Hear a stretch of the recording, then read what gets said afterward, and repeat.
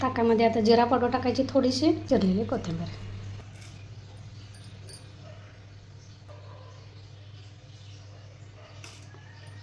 आता बरोबर कधी सकाळचे 6:30 वाजलेले.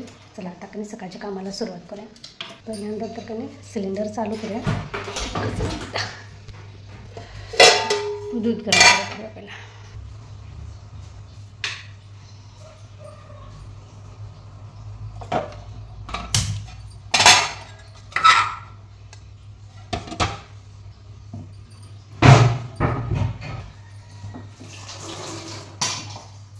लायटरला काय झालं काय, कधी कधी लागतं, कधी कधी लागतच नाही.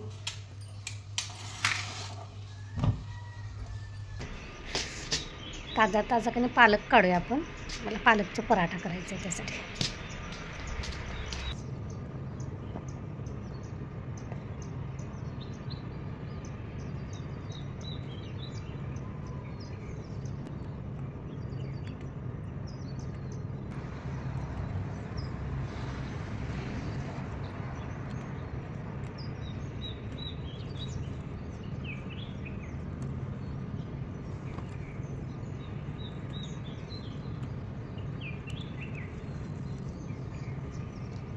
त्याची कधी आपण पानंच खोडायची, म्हणजे कधी परत फुटून येते पालक.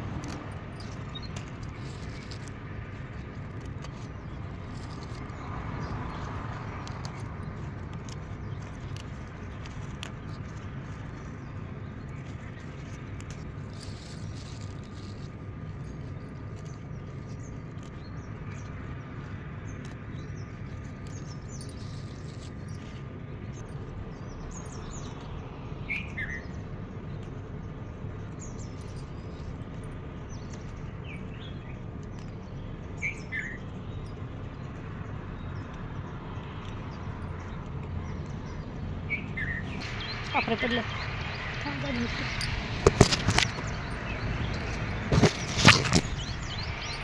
आपल्याला इतका बास आहे.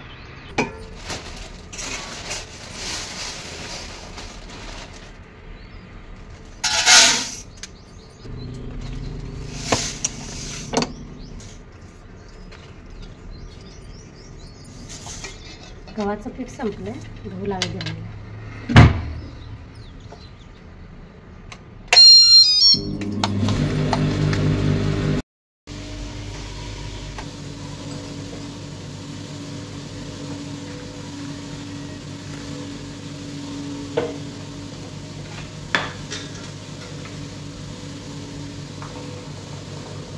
मस्तपैकी कधी आपला चहा पण तयार झालेला आहे. पहिल्यांदा चहा घेऊया, मग बाकीच्या कामाला सुरुवात करूया.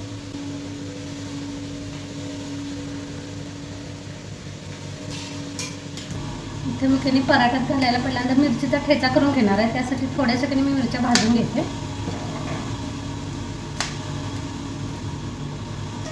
तेलामध्ये थोडंसं भाजून घ्या.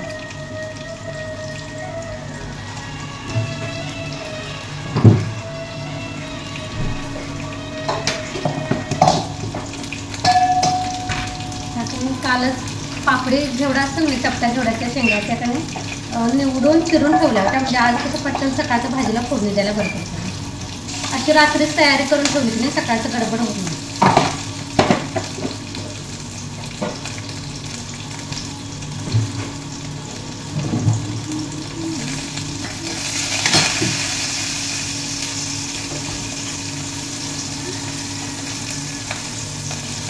मिरच्या भाजल्या ह्यातच थोडंसं जिरा टाकायचा.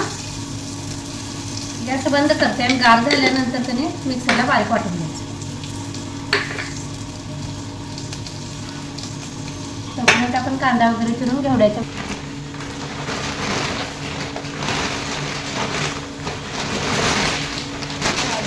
वर्षाची चटणी संपलेली आहे, तेवढीच बाकी. काल मी मिरच्या आणल्या, अजून उन्हात घालायच्या. अजून पण कसली असेल लाल भडक आणि चिकट आहे. मी आज मिरच्या वाळवणार, संध्याकाळी तेच काढणार, परत उद्या वाळवणार आणि उद्या संध्याकाळी गिरणीला कणी त्याच्या डंगात काढून आणते आम्ही. डंगात काढलं कणी मिरच्या पण असं पण चटणी पण असं चवीला येते. तुम्हाला का नाही आमची कोल्हापूरची पद्धत जर शिकायची असेल, आम्ही कोल्हापूरच्या पद्धतीने कशी चटणी तयार करतो हे जर बघायचं असेल ना, तर आजपासून जे ब्लॉग जमेल तसं नक्की बघा. तुम्ही वेळ काढून नक्की बघा जर तुम्हाला कोल्हापूरची पद्धत बघायची असेल तर.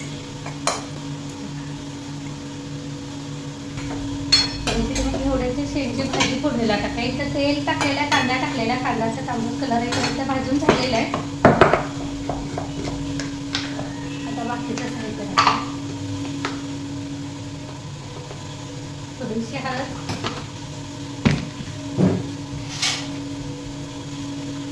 लाल तिखट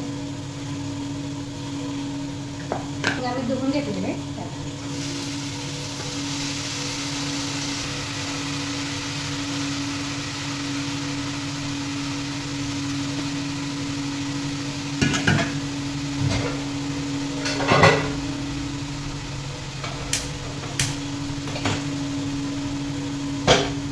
शेंगदा तिकडं ठेवते आणि हा बाजूला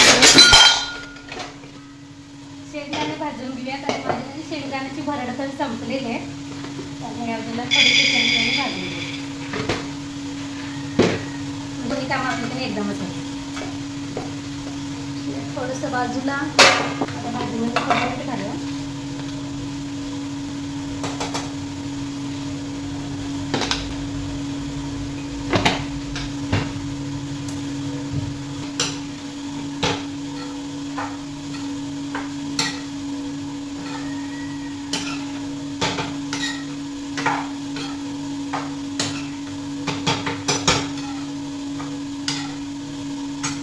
यात मी पहिल्यांदा गव्हाचं पीठ घेते, म्हणजे आपण चपाती करतोय ना ते पीठ. हिंग, थोडासा ओवा, हे जे आपण खरड्याचं वाटण केलेलं आहे की नाही, मिरचीचा खरडा केलेला आहे की नाही, हे थोडंसं मीठ घातले आणि त्यानंतर की नाही आपण बारीक वाटण केलेलं ते टाक्या. आणि ह्यातच आता आपण पाणी घालून ठेवूया, म्हणजे मळताना लागेल तसे ह्यातलंच पाणी घ्यायचं. थोडंसं हळद टाकूया. आणि हे जे पालक आपण धुवून चिरून घेतलेलं आहे की नाही, हा टाकायचा आता.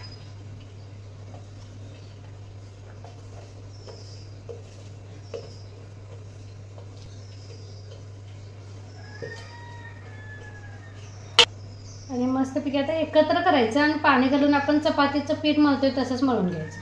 मीठ अगोदर आपण मिरचीचा खरडा करताना टाकलेला आहे हे लक्षात ठेवायचं. आता काय घालायची गरज नाही.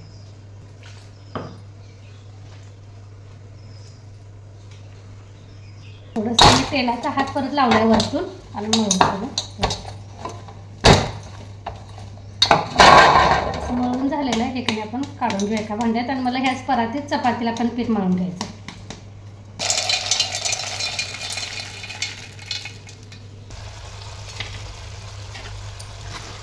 भाजी पण झालेली आहे. शेंगदाण्याचा कूट फक्त घालायचा होता.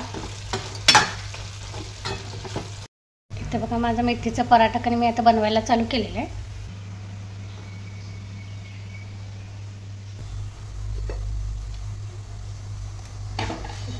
पराठा माझा झालेला आहे. आता त्यासोबतच कणी लगेच चपाती पण बनवून घेते.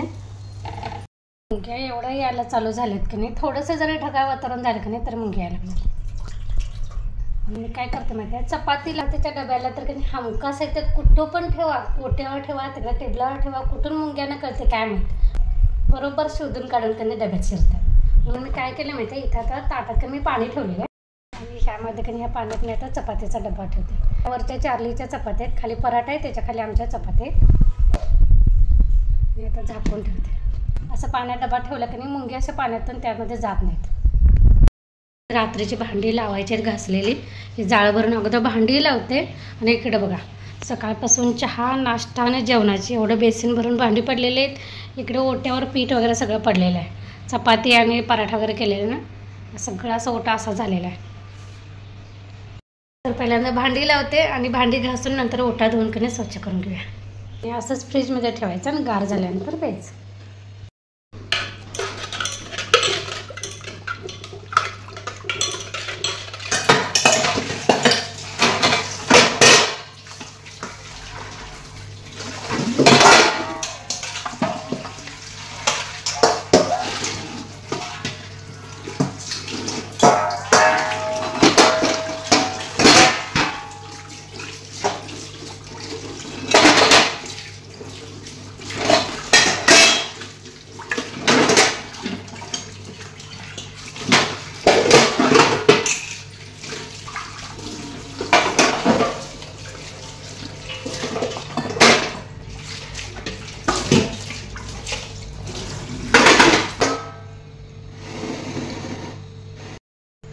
वगैरे बघा. इथं माझं सगळं भांडी ओटा वगैरे सगळं आवरलेलं आहे. जेवण नाश्ता म्हणजे किचनचं काम तरी आवरलेलं आहे ओट्यावरचं.